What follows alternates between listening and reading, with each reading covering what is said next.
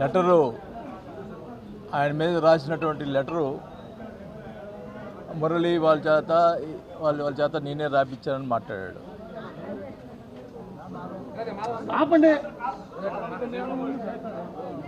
ఆయన ఎమ్మెల్యే అధికారం రాకముందలా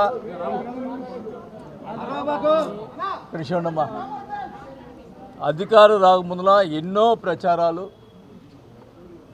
దొంగ ప్రచారాలు చేసి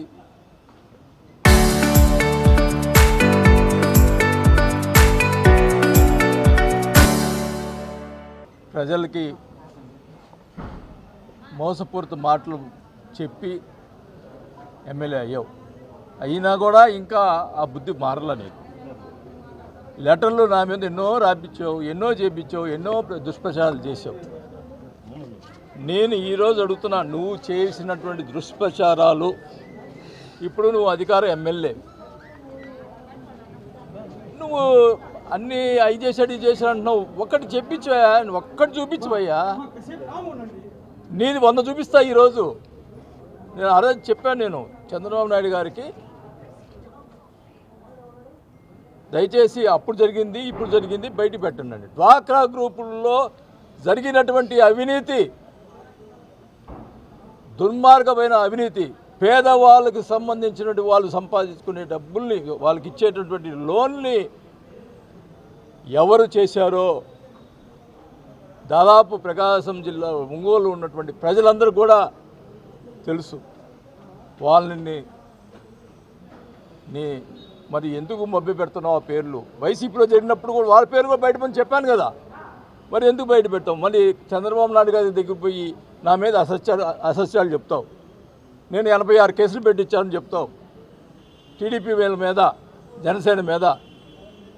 ఎలక్షన్లో జరిగినటువంటి కేసులు తప్పితే ఒక్క కేసు నేను ఎప్పుడన్నా టీడీపీ వాళ్ళ మీద పెట్టానని చెప్పి టీడీపీ ప్రజల్ని ఒకసారి విచారించాలని కూడా చంద్రబాబు గారిని కోరుకుంటున్నా. ఈ రకంగా నేను ఎప్పుడు ఒకటి కాదు, ఎప్పుడు కూడా టీడీపీ వాళ్ళందరూ కూడా నా దగ్గరికి వచ్చి పని చేసుకునేవాళ్ళు. నేను మంత్రిగా ఉన్నప్పుడు కానీ ఎమ్మెల్యేలుగా నేను ఎప్పుడు ఎలక్షన్లు పార్టీ చూసాను తప్పితే ఎలక్షన్లో బట్టి నేను పార్టీ నిక్కచ్చిగా చూస్తా.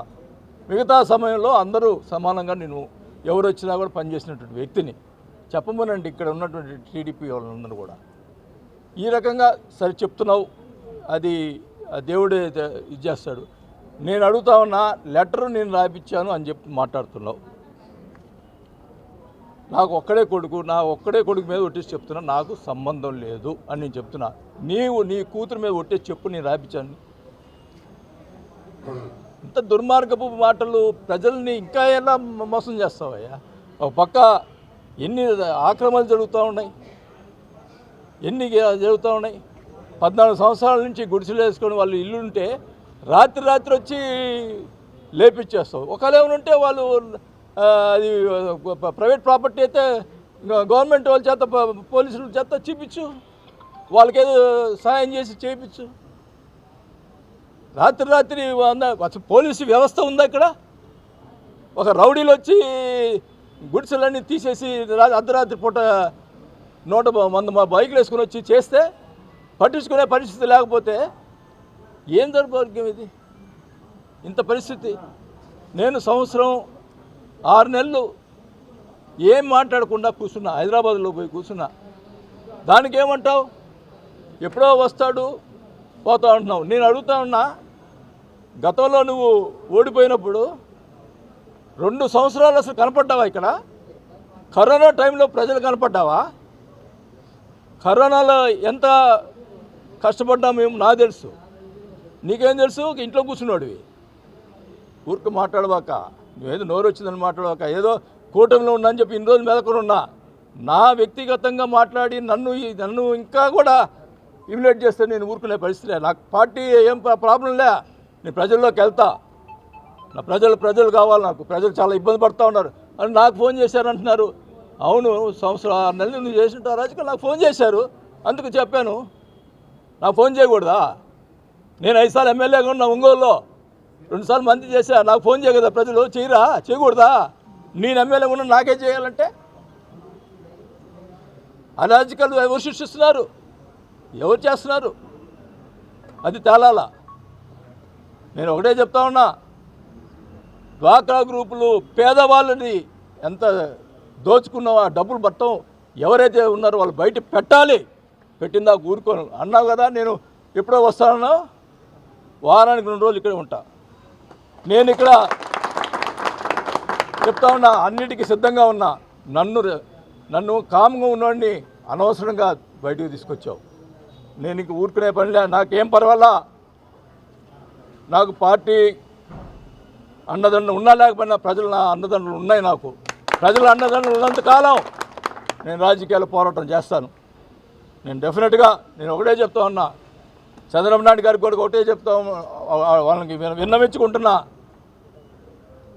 నేను కూటమికి అన్ని రకాలుగా సహకరిద్దాం అనుకున్నా. ఈ రకంగా నన్ను వ్యక్తిగతంగా వేరే ఇప్పుడు ఒక మీటింగ్లో ఆయన ప్రెస్ మీట్లో ఒక విషయం మాట్లాడుతున్నా. ఆయన పక్కనే ఆ సూర్యప్రకాష్ రెడ్డి అనే అతను టీడీపీ కూర్చున్నాడు. ప్రెస్ మీట్లో కూర్చున్నాడు కదా, అయిపోయింది. మరుసటి రోజు సూర్యప్రకాష్ రెడ్డి ప్రెస్ మీట్ పెడతాడు. నేను వైవి సుబ్బారెడ్డిని జైలు వేసి సంతోషిస్తానని ఏదో ఒక మాట అన్నాను. దానికి సూర్యప్రకాష్ రెడ్డి మన ఆయన టీడీపీ వైవి సుబ్బారెడ్డిని సపోర్ట్గా అరగంట మాట్లాడాడు ప్రెస్ మీట్లో. అంటే ఏంటి అంటే ఇక్కడ చంద్రబాబు నాయుడు గారు ఇక్కడ చెప్తా ఉన్నా, మరి ఆయన మరి అందరికీ అన్ని పార్టీలకు చెప్తా ఉన్నా, ఇక్కడ వైఎస్ఆర్ పార్టీ టీడీపీ కలిసి ప్రకాశం జిల్లాలో బాలినతోటి పోరాటం చేస్తున్నారు.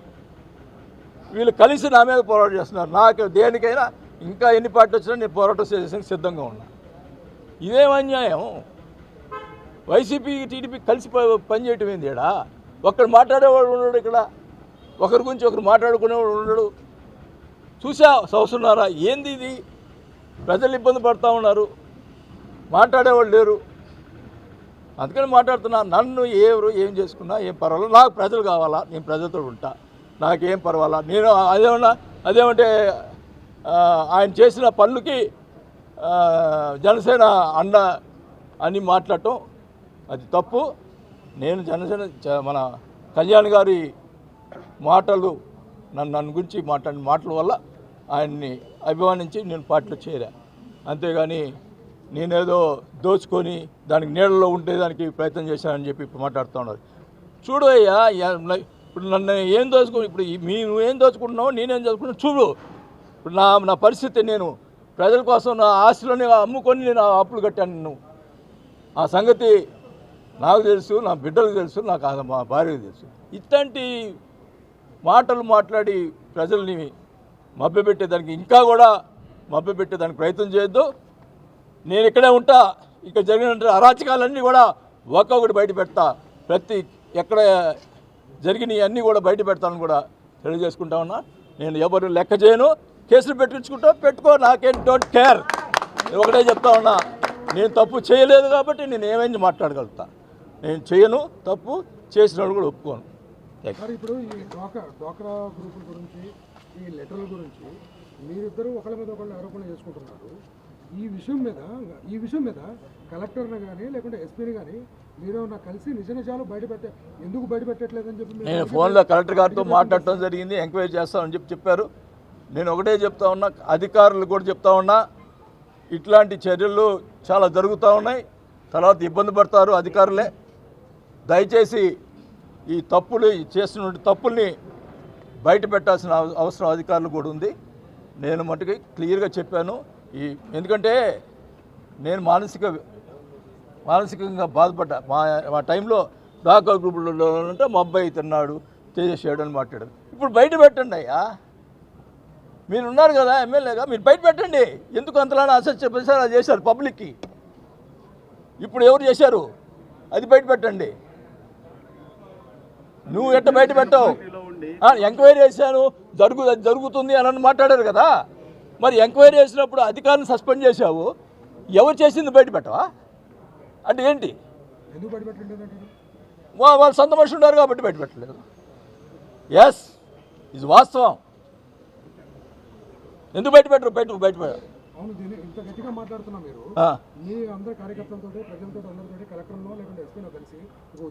ఇన్ని రోజులు ఏంది? కూటమి ఉద్దేశంతో కామ్గా ఉన్నాం.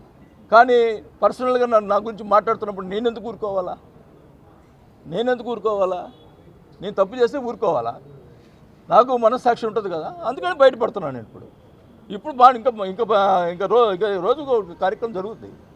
నేనే ఊరుకునేది లేదు, ఇంకా అన్నీ ఎవరు బియ్యం, ఇసుక, గ్రావెలు ఎవరు చేస్తారు చెప్పమన్నట్టు ప్రజలు మొత్తం తెలుసు. ఇక్కడ అన్నిటికీ మెదకొండ కూర్చుంటే ఇష్టం వచ్చినట్టు మాట్లాడతారు నా మీద. మా అబ్బాయి గంజాయి చేసేవాడా? ప్రజలకి భోజనం పెట్టేవాళ్ళమే మేము, గంజాయి పెట్టేవాళ్ళం కాదు. Local to global news at your fingertips. మీ చేతిలో ఒక ఆయుధం. Download Raw TV app. Media legend Ravi Prakash is back.